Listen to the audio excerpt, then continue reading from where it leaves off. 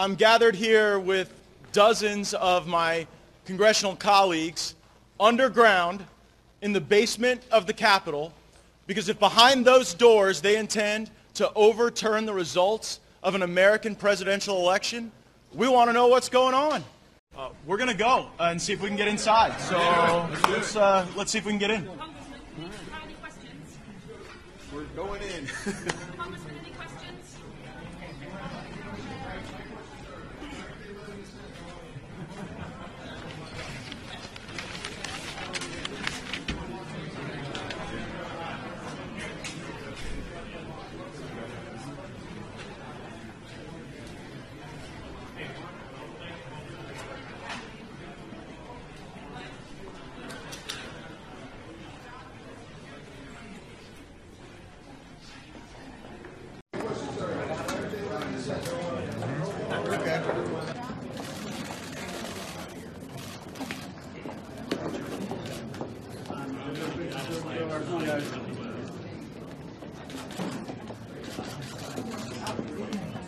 This is Republican Congressman Matt Gaetz leading a faction of GOP lawmakers into the SCIF, or Sensitive Compartmented Information Facility, to disrupt a deposition with Laura Cooper, a Pentagon official with jurisdiction over Ukraine policy. And that's exactly what they did, entering the SCIF with their cell phones to demand that they be involved in the proceedings, a stunt that's not only absurd, but puts our national security at risk. And this stunt comes because the party line on the right is now that Adam Schiff is holding secret impeachment meetings to unilaterally undermine the results of the 2016 election and oust President Trump. Of course, that is complete BS. The hearings are bipartisan and comprised of over 200 members of both parties who sit on the three committees leading the impeachment inquiry. So while Republicans will have you think that it's Adam Schiff and Nancy Pelosi and Hillary Clinton herself pulling levers in some secret basement, that is shockingly not the case. Republicans are allowed into these hearings if they're on the appropriate committees that are actually conducting the investigations.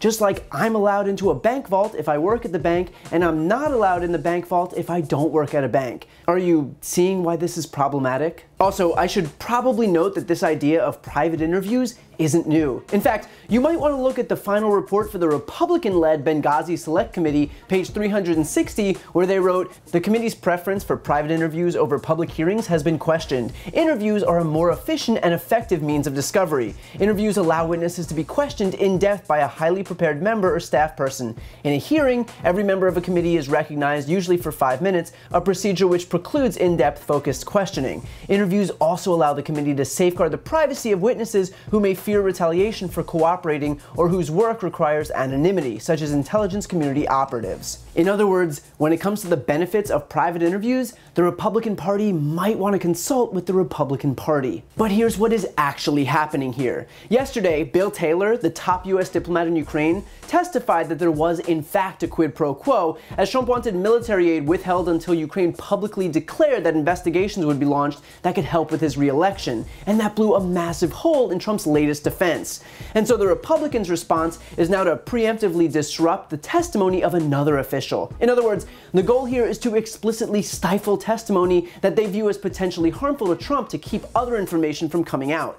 How they could possibly think this makes them look good is absolutely beyond me. And what's worse is that this is all being done with Trump's blessing. Trump reportedly had advanced knowledge and supported the protest by Republicans who told him that they would barge into the secure hearing room to shout about how the president is innocent, because nothing screams innocence like stifling the deposition of a federal official testifying under oath to a bipartisan congressional committee. Also, there's a reason that cell phones and electronics are prohibited in the SCIF. The very purpose of the facility is that it's designed to prevent electronic eavesdropping so that members of Congress can receive highly classified information on intelligence operations, on our adversaries, etc.